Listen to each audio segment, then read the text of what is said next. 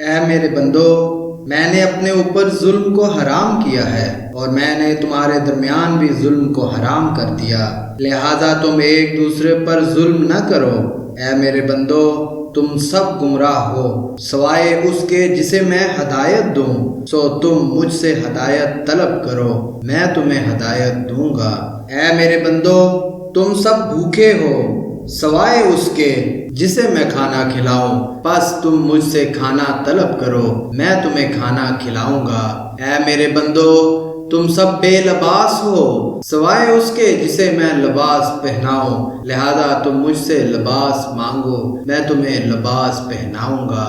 اے میرے بندو، تم سب دن رات گناہ کرتے ہو اور میں تمہارے گناہوں کو بخشتا ہوں، تم مجھ سے بخشش طلب کرو، میں تمہیں بخش دوں گا۔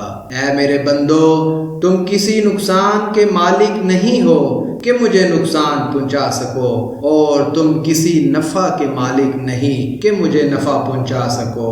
اے میرے بندو، اگر تمہارے اول اور آخر اور تمہارے انسان اور جن تم میں سے سب سے زیادہ متقی شخص کی طرح ہو جائیں تو میرے ملک میں کچھ اضافہ نہیں کر سکتے۔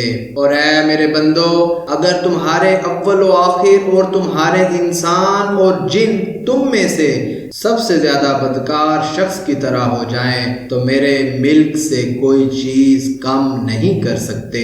اور اے میرے بندو، اگر تمہارے اول اور آخر اور تمہارے انسان اور جن کسی ایک جگہ کھڑے ہو کر مجھ سے سوال کریں اور میں ہر انسان کا سوال پورا کر دوں تو جو کچھ میرے پاس ہے اس میں سے صرف اتنا بھی کم نہیں ہوگا جس طرح سوئی کو سمندر میں ڈال کر نکالنے سے اس میں کمی ہوتی ہے۔ اے میرے بندو، یہ تمہارے اعمال ہیں جنہیں میں تمہارے لیے جمع کر رہا ہوں، پھر میں تمہیں ان کی پوری جزا دوں گا۔ بس جو شخص خیر کو پائے وہ اللہ کی حمد کرے، اور جس کو خیر کے سوا کوئی چیز مثلاً آفت یا مصیبت پہنچے وہ اپنے نفس کے سوا اور کسی کو ملامت نہ کرے۔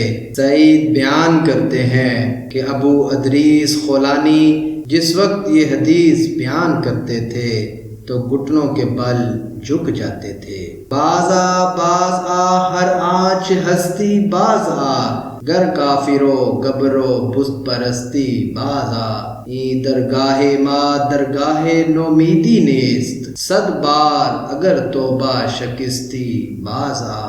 اے گناہگار، تو جو کوئی بھی ہے میری بارگاہ کی طرف پلٹ آ، خواہ تو کافر ہے یا آتش پرست یا بت پرست، لوٹ آ، میری بارگاہ نا امیدی کی بارگاہ نہیں۔ اگر تو نے 100 بار بھی توبہ شکنی کی ہے تو پھر بھی لوٹ آ۔